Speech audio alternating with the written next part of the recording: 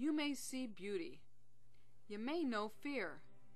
You may have curious visions of shadows and of monsters and magnificent strangeness in your dreams. But how do you dream?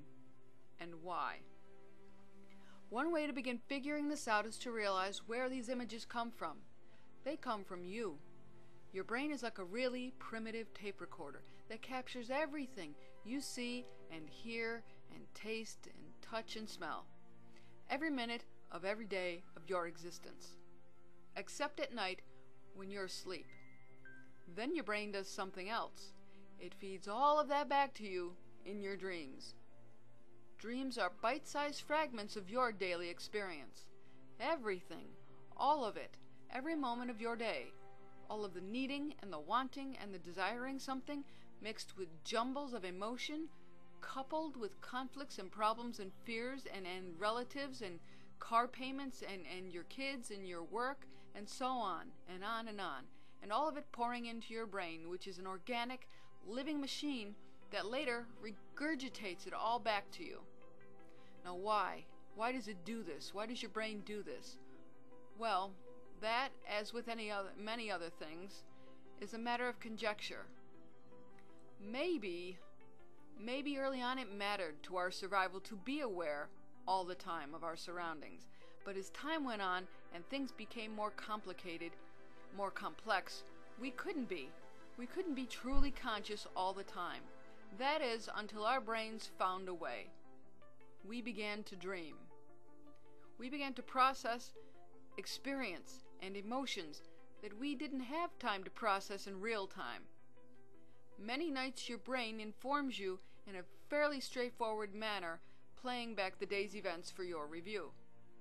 Many nights, though, dreams come in the form of symbolic language, visual ciphers, cryptograms, metaphors, and similes and puns. Why? I don't really know why. Especially because when you're dreaming, in essence, you're really talking to yourself.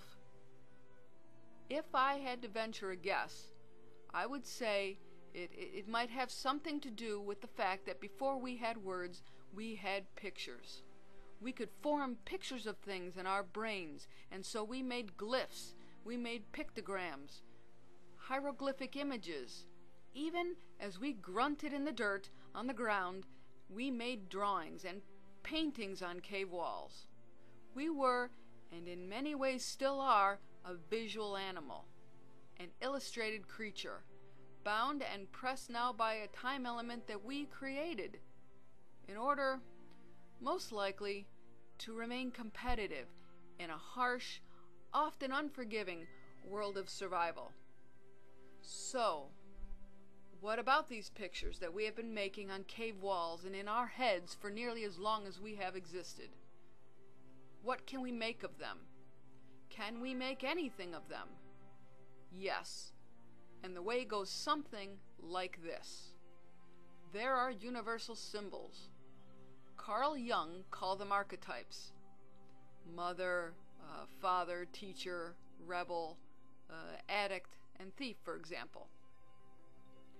Everyone, everywhere on the planet has something of those buried in their unconscious.